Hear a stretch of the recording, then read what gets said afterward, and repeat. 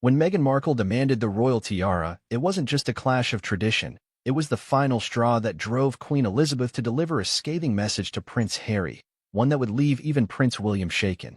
In a startling revelation, Prince William, visibly distressed, recounts the shocking words his grandmother, the late Queen Elizabeth, had for Prince Harry after Meghan Markle's stunning demand for the royal tiara. Sources close to the palace reveal that the Queen's response was not just a rebuke, it was a defining moment that shattered royal protocol and left deep scars within the family. What exactly did the Queen say that left even Prince William in disbelief? And how did this unravel the fragile bond between the brothers? Stay with us as we uncover the explosive details of this royal showdown, secrets that have been buried for far too long. Before we continue, please hit the like button, subscribe to the channel, and turn on the notification bell for updates.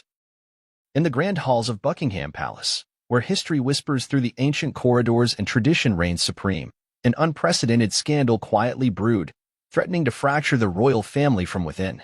It was not just a clash of personalities or an isolated misunderstanding. It was a collision between the old guard and the modern world, between royal duty and individual will, between Queen Elizabeth's unwavering commitment to the monarchy and Meghan Markle's bold pursuit of her vision of royal life. At the heart of this tempest stood a single, gleaming tiara, a symbol not just of royalty but of respect, honor, and, most significantly, power.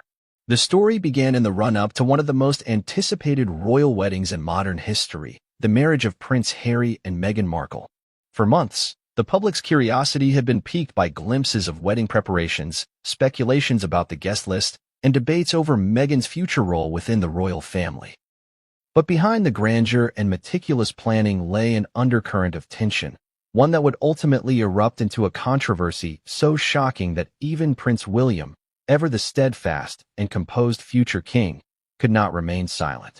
What unfolded was not just a matter of fashion or preference, but a fundamental clash of values. A struggle that pitted the traditions of the House of Windsor against the expectations of a newcomer whose perception of royalty did not quite align with centuries-old customs. It was a moment that would mark the beginning of a deeper rift, one that would eventually see Prince Harry and Meghan stepping back from their royal roles entirely. But in those early days, no one could have predicted just how far-reaching the consequences of this incident would be. The centerpiece of the controversy was a tiara, one of the most coveted royal jewels, steeped in history and symbolism.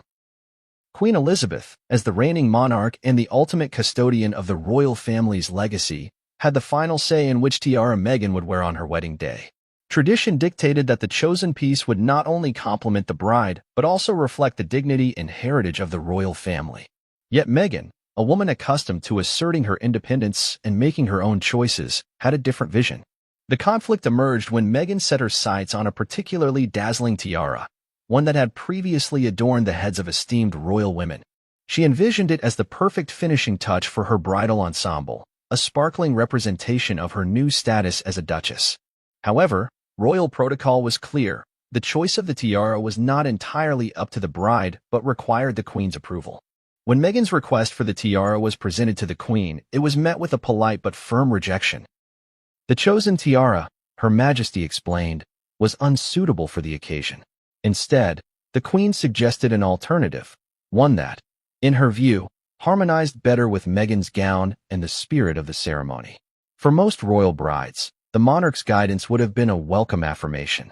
But for Meghan, it felt like an imposition, a restriction on her self-expression on a day that was supposed to celebrate her union with Harry. Prince Harry, protective and eager to ensure that his bride's wishes were honored, intervened. In a private meeting, he appealed to the Queen to reconsider, arguing that Meghan should have the final say on such a personal matter. What followed was a tense and uncomfortable exchange, one that saw Queen Elizabeth, the steadfast and unflappable figurehead of the British monarchy, standing her ground. In her eyes, the issue was not just about the tiara, but about upholding the integrity of the crown.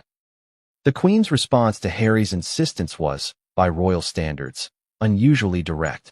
She reminded him that being part of the monarchy required more than just personal preference.